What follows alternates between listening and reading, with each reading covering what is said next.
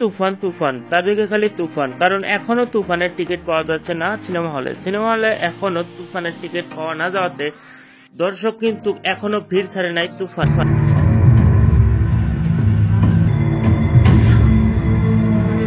রাক্ষসের নিশান ভুল করা যাবে না।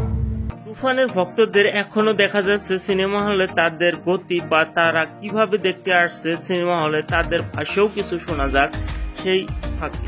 না, এটা অনেক ভালো ছিল, মানে বাংলাদেশের তুলনায় এটা আসলে দেখি খুবই স্যাটিসফাইড আমরা। প্রিয়তমার পরে এটা অনেক ভালো লেগেছে। Hats off Raihan Rafi, hats off Shakib Khan. Toofan cinema যে এতটা হিট হয়েছে এটা কিন্তু আমরা তার ফ্যান ফলোইং দেখে বুঝতে পারছি, কারণ কম টাকায় এত ভালো একটা ফিল্ম নির্মাণ করে দেখা একটা কিন্তু অসাধারণ কাজ। সবার অভিনয় ভালো ছিল। শাকিব খানের মুভি আমি ফর দ্য ফার্স্ট টাইম হলে এসে দেখছি।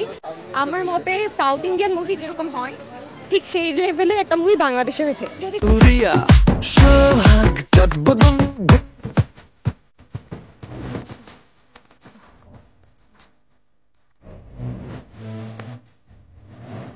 তুফান সিনেমার যখন ট্রেইলার লঞ্চ হয় তখন কিন্তু বহুতে ভাবছিল যে এই ফিল্মটা কেজিএফ ও অ্যানিমেলের সাথে কিছুটা মিল থাকবে, কিন্তু আসলে তা ছিল না, দর্শকের মুখেও শুনতে পারে। সাকিবকে মনে হয় প্রথম কিছু একটাতে ভালো তো অনেক বেশি ভালো লেগেছে। এতদিন যতগুলো মুভি দেখেছি এর মধ্যে তার ক্যারেক্টারটা, সে যে কতটুকু মানে চরিত্র। রায়হান রাফিকে স্যালুট, কারণ এত কম বাজেটে এত সুন্দর একটা ফিল্ম দেওয়ার জন্য, যেটা কেজিএফ এর সাথে তুলনা হচ্ছে বা অ্যানিমেলের কোটি টাকার মুভির সাথে। মনে হচ্ছিল যে আমরা কোনো বলিউডের আইটেম সং দেখছি বা কলকাতার যে আইটেম সংগুলো হয় ওইভাবেই আসলে প্রেজেন্ট করা হয়েছে, আর খুবই মানে এনজয়েবল ছিল বলবো আর কি।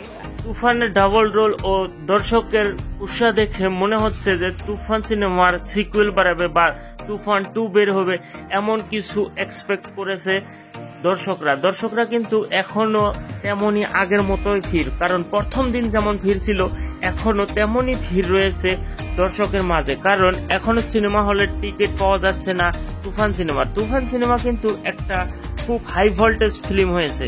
সত্যি কথা বলতে আমি কখনো শাকিব খানের ফ্যান ছিলাম না ফ্র্যাঙ্কলি, বাট এই ছবির হাইপ দেখে মনে হলো একটু দেখা উচিত। And to be very honest, ছবিটা ভালো হয়েছে অনেস্টলি। ভাইরে ভাই, কোথায় 300 কোটি আর কোথায় 10 কোটি প্লাস, তো বুঝতে পারছেন ফিল্মটা কি ধরনের অসাধারণ হয়েছে। বাংলা ফিল্ম ইন্ডাস্ট্রিতে লাস্ট এত ভালো কোনো কমার্শিয়াল মুভি মানে এনজয় করে সেটা বলতে পারবো না, but live beyond all sorts of expectation.